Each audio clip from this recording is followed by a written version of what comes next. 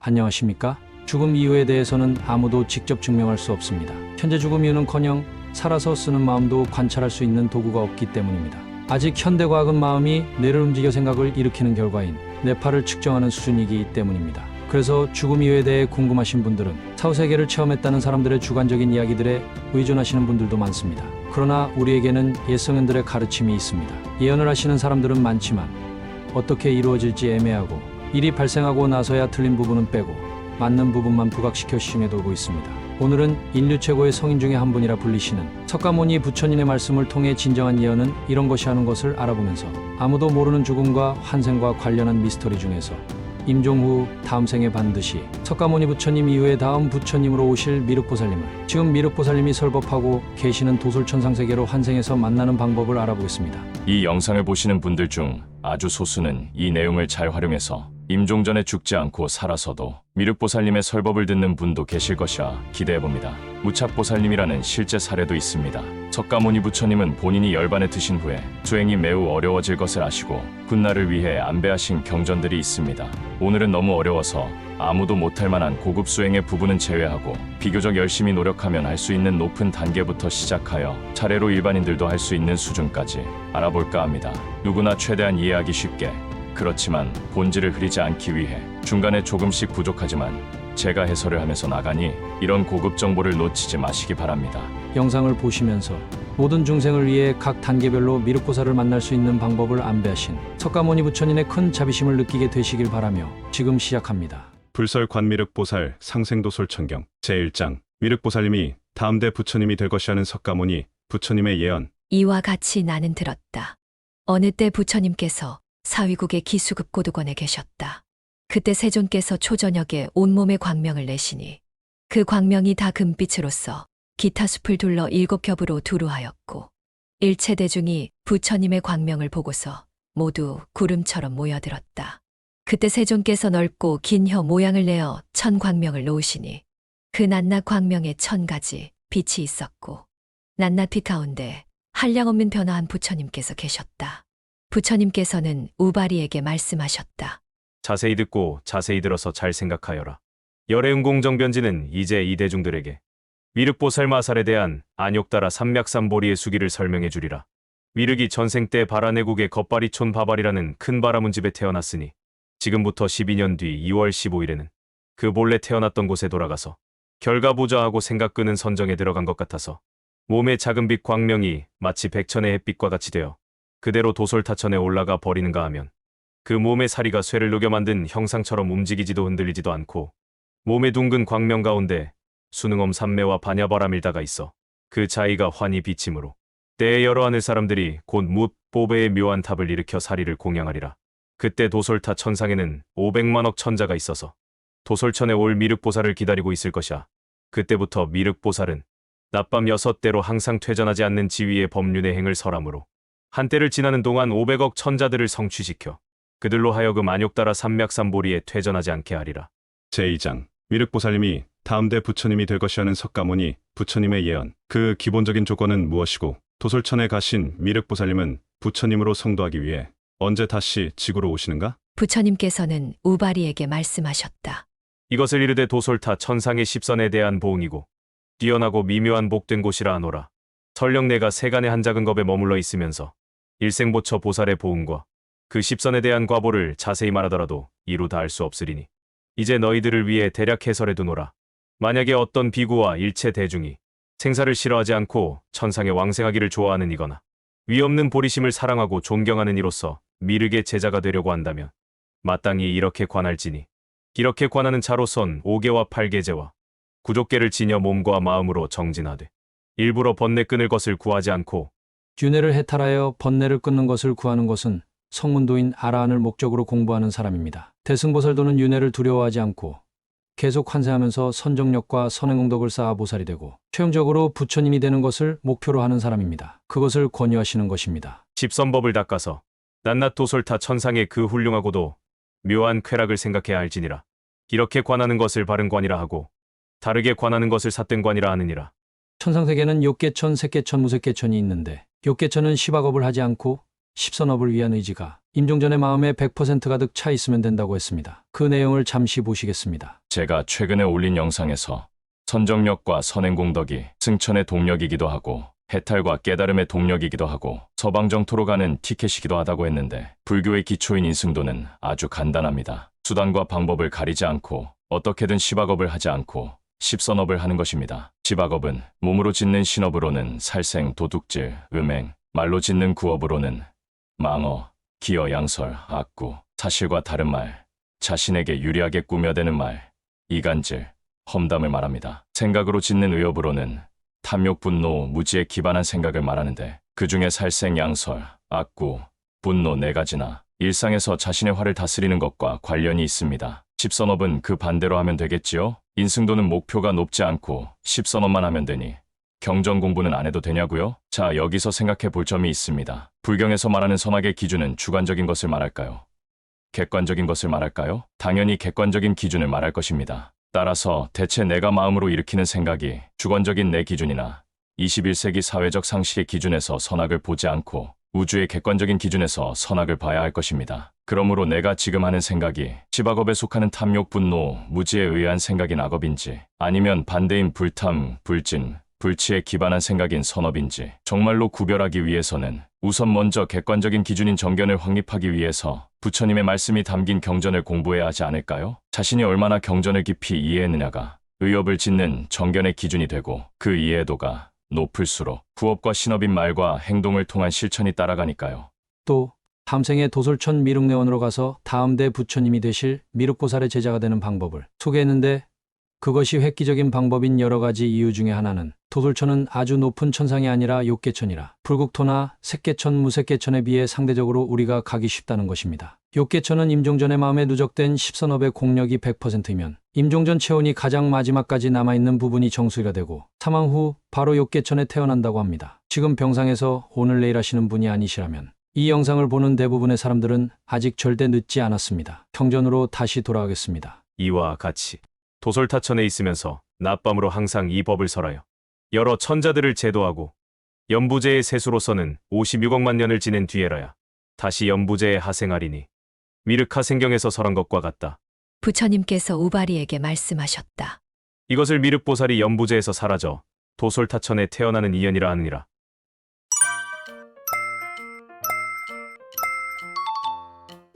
제3장 석가모니 부처님께서 미래의 불교인들에게 도솔천의 왕생에서 미륵보살님의 제자가 되고 나중에 미륵보살님이 부처님이 되기 위해서 지구로 오실 때 따라서 인간으로 태어나라고 권하시는 장면. 첫 번째 케이스. 2500년 당시 석가모니 부처님께 직접 배웠지만 부처님 열반 전에 아직 성자인 아라한이 되지는 않은 제자들에 대한 당부. 불교 핵심 수행 두 가지와 그 수행의 응용을 통한 도솔천 미륵보살을 만나는 방법. 부처님이 열반한 뒤에도 나의 모든 제자로서 만약 부지런히 정진하여 모든 공덕을 닦고 위의를 결함없이 하여 탑을 쓸고 땅에 바르고 이름난 향과 묘한 꽃으로서 공양하는 한편 삼매를 행하고 바른 선정에 깊이 들어가 경전을 읽어 외운다면 이러한 사람들은 마땅히 지극한 마음이기 때문에 비록 번뇌를 끊지는 못하더라도 아라한까지는 안 되지만 6가지 신통을 얻은 것과 같으리라.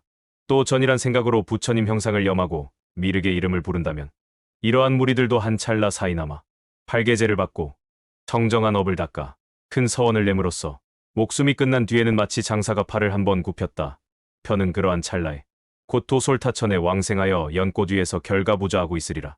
그 모습을 본 백천의 천자들이 찬탄에 말하기를 훌륭하고 훌륭합니다. 선남자여, 당신이 연부제 널리 복된 업을 닦았기에 이곳에 와서 태어났습니다. 이곳이 바로 도솔타천이고 이제 이곳 천주의 이름이 미륵이며 당신은 마땅히 귀의해야 합니다. 라고 할 것이다. 이 음성에 따라 곧 예배하고 나서 미간에 백호 모습의 광명을 자세히 본다면 90억 겁 동안의 생사의 죄를 초월하며 이때 보살은 그의 묵은 인연에 따라 묘법을 설하여 그로 하여금 견고하게 하여 위없는 도심에서 물러나지 않게 하리라.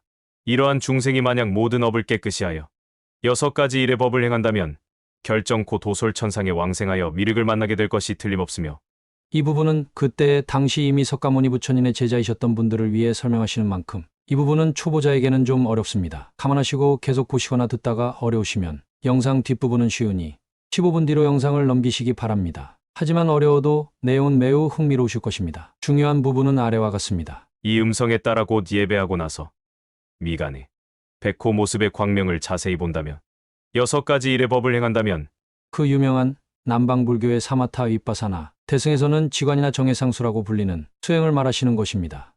미간에 백호 모습의 광명을 자세히 본다면 대승에서는 부처님의 이마에 있는 빛나는 부분을 관하며 인간의 눈으로 안 보이는 것들을 볼 수 있는 지혜의 눈인 천안을 여는 수행법입니다. 남방불교에서는 광명의 가시나 수행이라고 합니다. 지관에서 지라는 것은 다란이가 되었건 진원이 되었건 호흡이 되었건 빛이 되었건 소리가 되었건 설사 마음의 생각의 일어남과 사라짐을 관하는 것이 되었건 단 한 가지 마음의 행위에 집중하고 천천히 그 집중을 유지하는 힘을 길러 일단 통제할 수 없이 계속 일어나는 마음의 번뇌를 그 마음의 집중을 유지하는 힘으로 뿌리치는 것입니다. 그 집중과 몰입이 한계치에 달해 인간의 경지를 초월하게 되면 망상과 번뇌 때문에 가려져 매일 쓰고 있지만 능동적이지 못하고 수동적으로 쓰이는 마음을 조금씩 알게 됩니다. 다른 표현으로는 보통 사람은 접속할 수 없는 잠재의식, 무의식을 조금씩 접속하게 된다는 뜻이기도 합니다. 그래서 신기한 현상들이 일어날 수 있습니다. 따라서 불교에서는 지와 관이 짝이 되는데 관이라는 것은 번뇌를 누른 집중 상태 속에서 관찰하고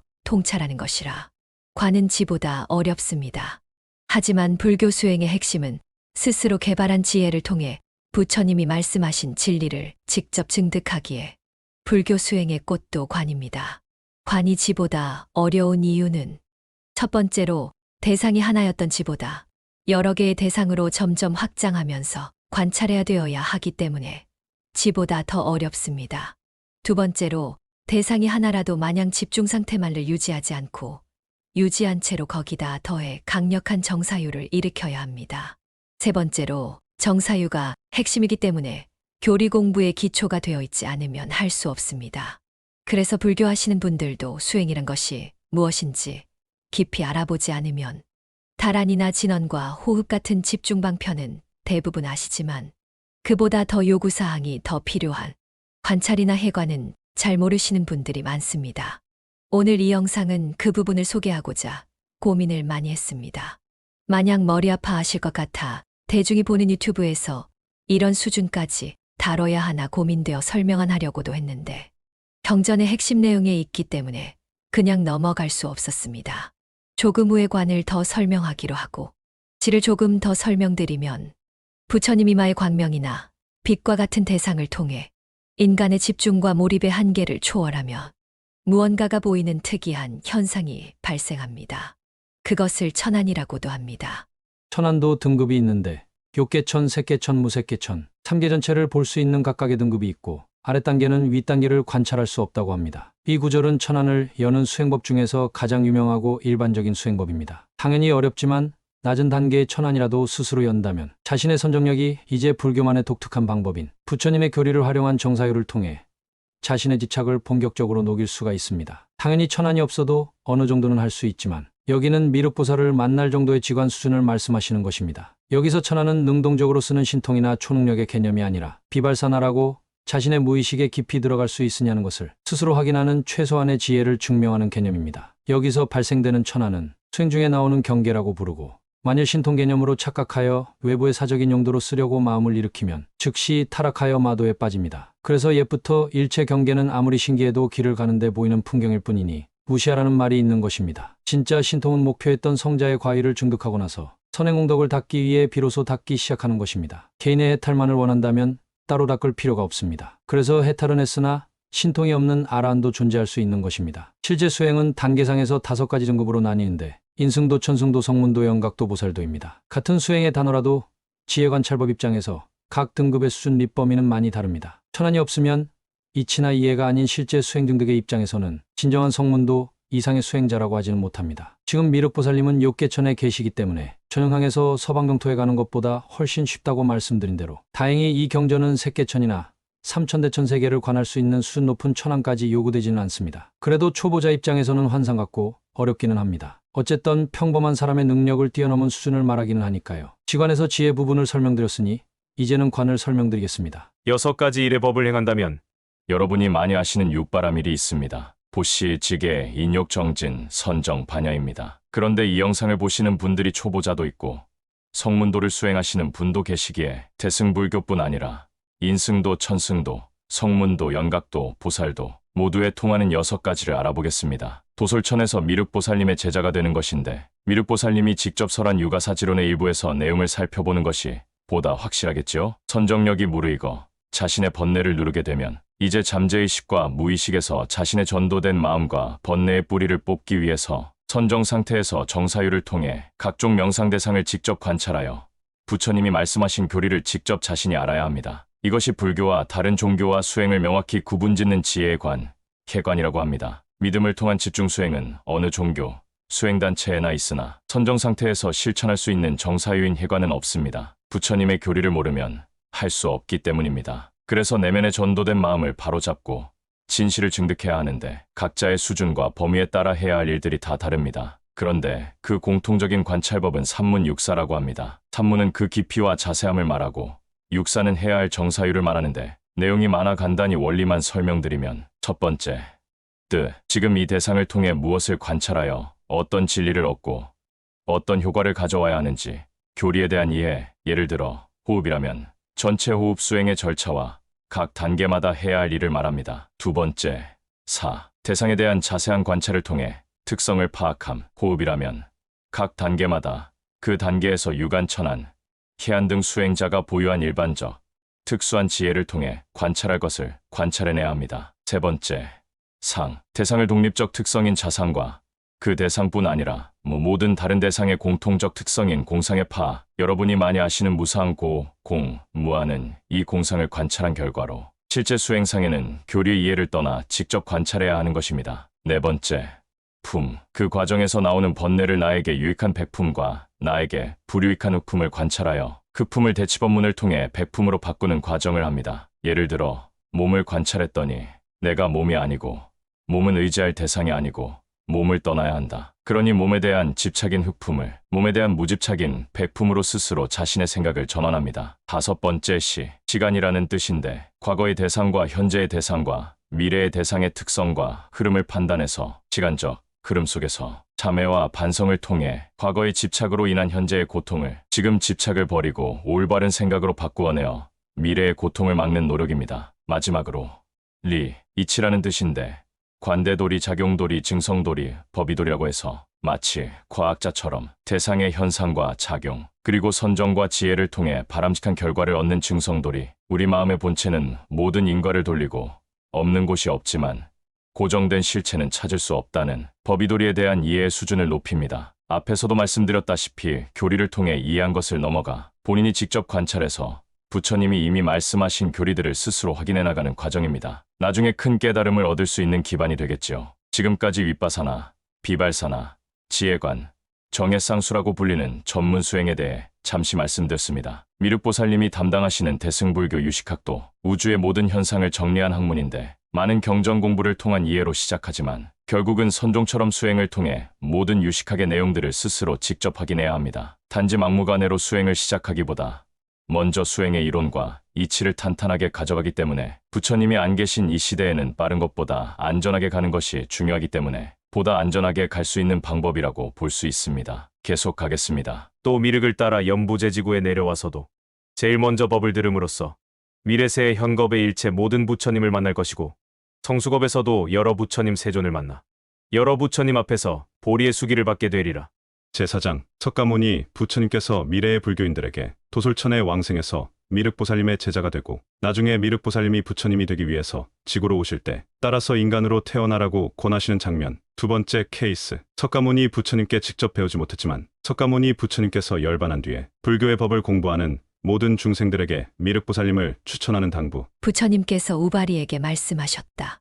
부처님이 열반한 뒤에 비구비구니 우바세 우바이 전용야 차건달바 수라가루라긴 나라마우라가 등 이러한 모든 대중이 만약 미륵보살 마살의 이름을 듣고서 환희심을 내며 공경하고 예배한다면 이 사람들은 목숨이 끝나는 대로 손가락 한 번 튀기는 사이에 곧 도솔천에 왕생하기를 앞서 말한 바와 다름이 없이 하리라. 다만 이 미륵의 이름만을 들은 자도 목숨이 끝나서는 역시 어두운 곳이나 변두리 땅이나 나쁜 소견이나 모든 나쁜 계율에 떨어지지 않고 항상 바른 소견의 권속에 태어나서 삼보를 비방하지 않게 되리라. 부처님께서 우바리에게 말씀하셨다. 만일 선남자 선여인이 금계를 범하여 악업을 저질렀더라도 이 보살에 대비한 명자를 듣고서 온몸을 땅에 엎드려 자신의 잘못을 구체적으로 성심껏 참회한다면 이 모든 악업이 빨리 청정하게 되리라. 미래세의 모든 중생도 이 보살에 대비한 명자를 듣고서 형상을 만들어 세우거나 향, 꽃, 의복, 비단, 일산, 당기, 번기로 예배하고 전일하게 염한다면 이 사람은 목숨이 끝나려 할 때 미륵보살이 그의 눈썹 사이에 백호에 대인 모습인 광명을 내는 한편 여러 천자들과 함께 만다라 꽃을 비처럼 내리며 와서 이 사람을 맞이할 것이니라. 이 사람은 잠깐 사이에 곧 왕생하게 되어 미륵을 만나 얼굴을 땅에 대고 예배하고 공경하는가 하면 머리를 들지도 않은 사이에 문득 법을 듣고서 곧 위없는 도에서 물러나지 않고 미래세에 가서도 항아의 모래 수처럼 많은 모든 부처님 열애를 다 만나게 되리라.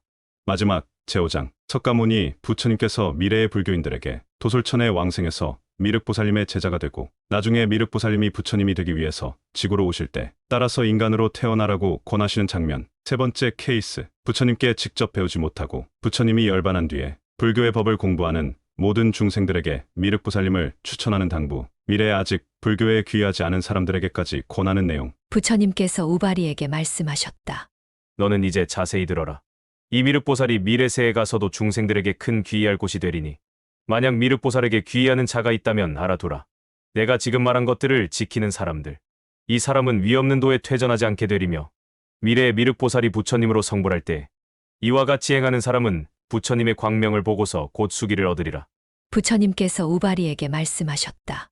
부처님이 열반한 뒤에 사부 제자나 천용 귀신으로서 도솔타천에 왕생하려는 자는 마땅히 이렇게 관하여 전일하게 도솔타천을 사유하고 염하되 부처님 금계를 지녀 하루 내지 일해 동안 10가지 선한 행과 10가지 선한 도를 생각할 것이며 8 정도는 많이 아시지만 8 정도의 결과가 포함된 10 정도는 많이들 모르십니다. 올바른 견해를 확립하는 정견, 그 견해를 바탕으로 사유를 이어가는 정사유, 포기하지 않는 성실함인 정정진, 생각이 이제 말과 행동으로 실천되는 정어, 정업, 앞에 5가지의 수행에 의해 인과의 법칙에 따라 만들어지는 바른 몸인 정명. 참고로 정명이 바른 생기라는 해석은 일반인을 위한 해석입니다. 바른 마음인 정념, 바른 몸과 바른 마음을 통해 선정을 닦아 지혜를 개발하는 8 정도의 마지막 정정 다음에는 그 결과인 바른 지혜, 바른 해탈이 있는데 8 정도의 이 둘을 합쳐서 10 정도라고 부르기도 합니다. 이러한 공덕으로서 회양하여 미륵 앞에 태어나기를 원하는 자는 마땅히 이렇게 관하여야 하고 이렇게 관하는 자로서 한 하늘 사람을 보거나 한 연꽃을 보더라도 그 한 찰나마다 미륵의 이름을 부른다면 이 사람은 1200겁에 걸친 생사의 죄를 제거하리라. 수행을 열심히 하여 마음이 인간의 경지를 벗어나면 천안이 열리는데 천안도 경지가 다릅니다. 자신의 내장을 보거나 사물에 투시만 되는 천안이 있고 그 정도는 심한이라고 합니다. 또 6개천까지만 보이는 천안도 있고 3개천까지 보이는 천안도 있고 전 3천대천 세계를 다 보는 천안이 있습니다. 그러나 도솔천에 태어나는 데는 수준 높은 천안까지는 필요 없습니다. 한 하늘 사람을 보거나 한 연꽃을 보더라도 이 구절은 천안까지는 아닌 아주 일부의 천상 정도만 보인다는 뜻입니다. 앞에 3장에서 설명드린 내용보다 상대적으로 훨씬 쉽습니다. 그런데 이 대충 넘어가기 쉬운 구절의 중점은 천인이나 연꽃뿐 아니라 온갖 수승한 경계가 보인다고 해도 홀리지 말고 원래 목적인 미륵보살연부를 계속하라는 것입니다. 여기서 홀리면 당연히 약간의 천안은 얻겠지만 삼매에 나오면 마도에 빠져 그 천안으로 중생을 홀리고 다니다가 임종 후에 지옥에 떨어지지요. 그리고 그 능력도 자기의 지대로 쓰지도 못합니다. 경계에 홀려서 무의식 중에 작동되기 때문입니다. 자신의 의지로 발휘되는 천안통을 닦는 과정은 훨씬 이 단계에 속합니다. 절대 방심하시면 안 됩니다. 그래서 경전 공부와 기초 수행 없이 막바로 집중 수행은 위험한 것입니다. 이런 내용을 전혀 모르니까요. 눈 감고 내비게이션도 없이 마냥 엑셀을 밟는 것이라 비유하면 될까요? 계속하겠습니다. 그리고 미륵의 이름만을 듣고서 합장하고 공경하여도 이 사람은 50겁 동안의 생사의 죄를 제거할 수 있으리라. 만약 미륵에게 공경하고 예배하는 자가 있다면 100억겁 동안의 생사의 죄를 제거하리니 설령 천상에 왕생하진 못하더라도 미래세의 용화 보리수 아래에서 또한 만나게 되어 위없는 마음을 내리라.